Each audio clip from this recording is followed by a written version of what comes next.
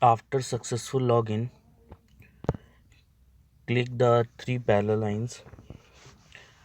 After this, click teacher attendance.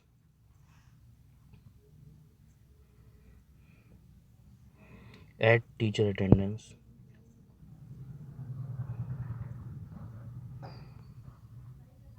Select the teacher. Select the class. Select the date. Default date is today.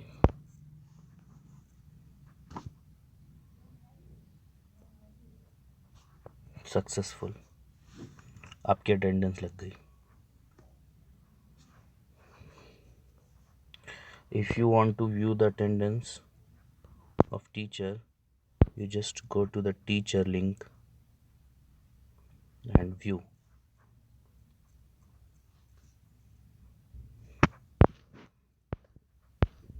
Mm, that's not, just a minute.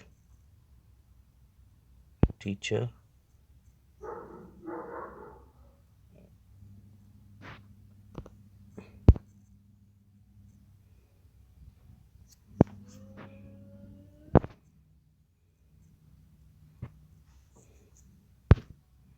yes, here is the link.